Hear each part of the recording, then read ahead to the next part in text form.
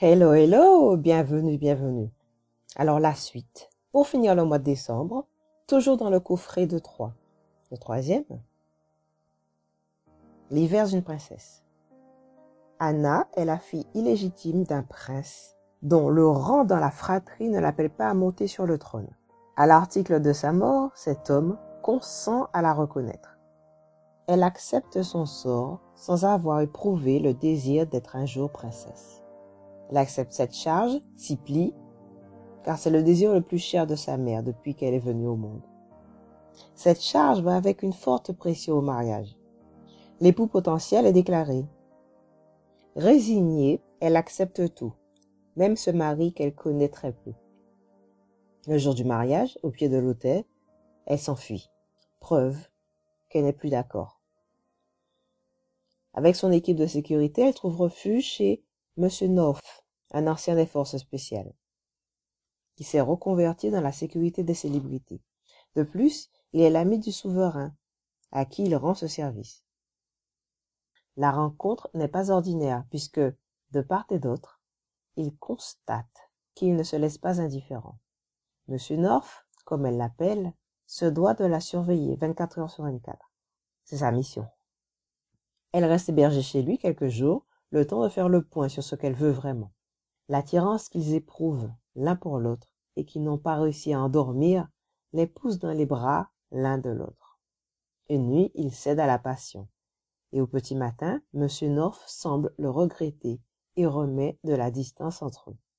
Anna, déçue, s'en accommode et prend la décision de s'en aller. Il est temps qu'elle affronte les conséquences de sa fuite. Quelques semaines plus tard, elle comprend que sa nuit a eu des conséquences. Elle est enceinte. Dans le plus grand anonymat, elle part retrouver Rhys, Monsieur North, le père de son enfant, pour l'informer de sa paternité. Il est surpris, car pendant longtemps, il avait tenté d'avoir un enfant avec son épouse décédée. Et là, même avec une parade, le voilà géniteur sans l'avoir voulu. Il accepte tout de même cette paternité inattendue et veut être présent dans la vie de cet enfant. Mais Anna a des doutes, car Rhys a encore des crises de panique depuis le décès de sa femme, voilà 5 ans. Elle considère que son deuil n'est pas terminé et qu'il n'est pas encore prêt à se battre pour elle et son enfant. Elle craint qu'il ne les abandonne comme il l'a fait pour ses propres parents avec qui il a coupé tout contact. En effet, c'était la seule façon pour lui de gérer et de ne plus ressentir de peur. C'était son choix. Sa femme est partie soudainement et il n'a rien pu faire. Si vous voulez savoir ce qui lui est arrivé, il faut lire. Anna et le bébé changent tout, bouleversent sa routine toute bancale qu'elle est et l'obligent à se remettre en question. Bon, vous avez eu un aperçu de l'histoire. Maintenant, mon évaluation. Je donne 3 étoiles. Le début était très captivant, très prometteur. Puis, j'ai eu le sentiment de faire du surplace. Je comprends le parti pris de l'auteur, montrer que Anna, qui est devenue princesse, sans l'avoir réellement désiré, finit par accepter sa condition grâce à Rhys.